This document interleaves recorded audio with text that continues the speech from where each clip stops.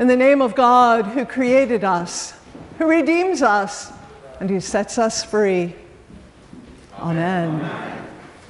Please be seated.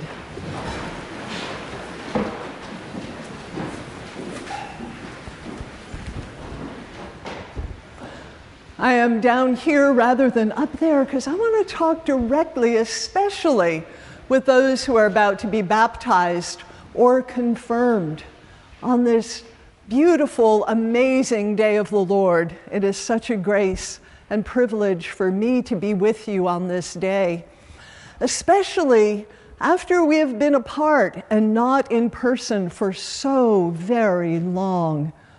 It is good to see people's faces, or at least the upper part of their faces. And someday soon, we have hope we'll be able to see a little more. I've not been to an airport or on an airplane yet since the pandemic began. In 2 weeks, I will be for the first time. And that reminded me of something that I experienced at an airport just before the pandemic. I was sitting in a waiting room waiting for a flight, and there was a little girl, maybe 3 years old or so, and she was with her mother. And she was curious in a way that children can be. And she would go all around and point to things and say, "What's that? What's that? What's that?" And her mother would answer with great patience. At one moment when she was almost right next to me, she said, "What's that?" And her mother said, "That's a shoe shine stand." And the little girl asked, what it's for? Is the way she put it, what it's for. And her mother said, "They shine your shoes." And the little girl said, "You mean they make them all shiny and sparkly?" And her mother said, "Yes." And she said, "I want to do that." And I looked down, and on that little girl's feet were a pair of pink tennis shoes. You know she was not thinking about black shoe polish. She was thinking about sparkles and diamonds and glitter. She wanted to glow that day. In the story we just heard in the gospel, Jesus did glow, but not because someone had shined his sandals, but because the light of God's self shone through him with such power and strength that others could see it. That light shined through him and gave him courage in a very particular context. And the story tells us what that context is. Jesus took his closest friends, Peter and James and John, and he went up a mountain to pray. And he was praying in a very specific moment because he knew that he would soon go to Jerusalem where he would be killed. He had told his disciples that. He knew what was coming. He knew what would happen if he went to Jerusalem, that they would kill him in the way that they had killed prophets before him. And Jesus knew that he must go there anyway. Imagine that moment of realizing that if you do a certain thing, there's a good chance that you would die. That great risk. The terror that it puts in your heart and in the hearts of other people. Jesus knew that terror, so he went on the mountaintop to pray for courage and strength.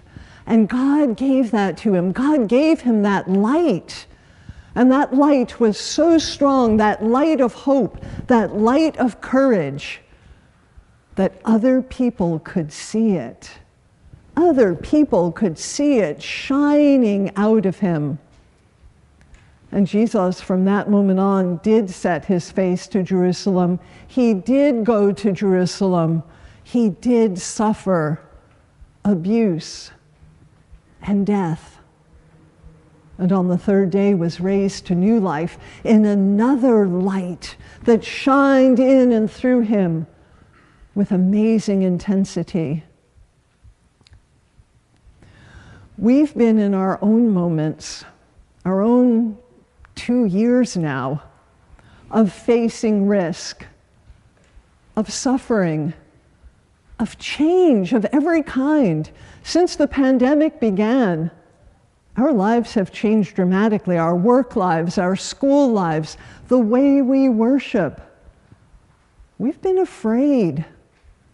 We've been afraid of loss, maybe afraid of death, especially those who are most vulnerable.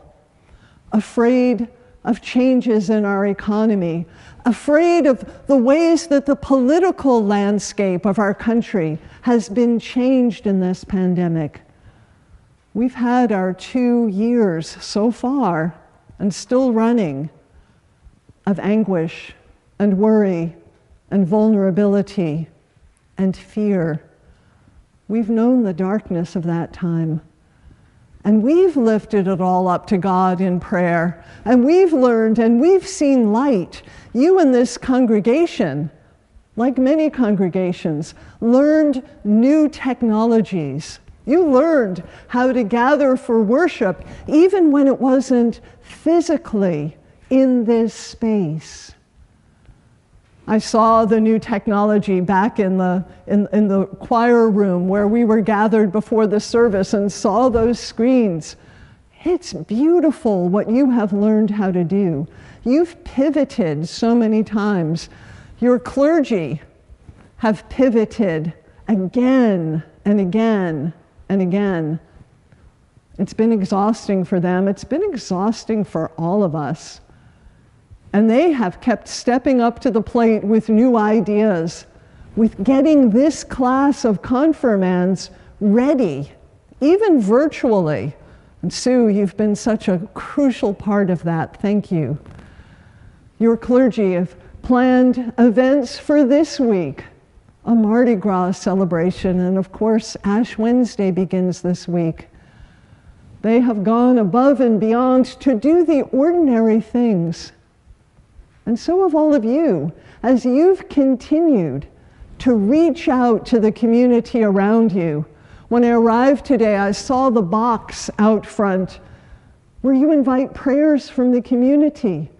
And I saw that there were prayers there, that people had written things and put them in the box, and that you actually pray for the people in this community, so that many people who don't come here and may never come here think of this as their church, because this is where they can depend on people who are going to raise up their needs to God. In this way and so much more, you have been faithful in a difficult time. Well done, good and faithful servants. And now God continues to call you and all of us to be light for the world, so that that light that shined through Jesus will shine through each of you. Jesus, after all, said, according to the Gospel of John, I am the light of the world. As long as I am in the world, I am the light of the world. And Jesus knew that he would not be in the world physically, in the flesh, for all that long. So he also said, you are the light of the world. You. So let your light shine.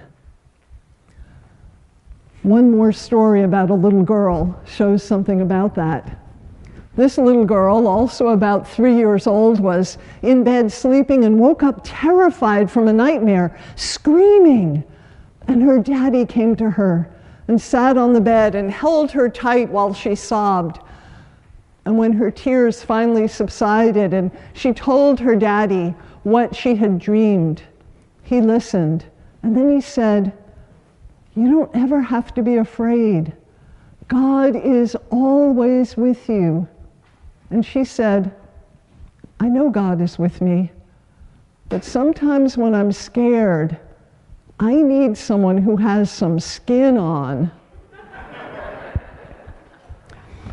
You are those people with skin on for this community and for the world.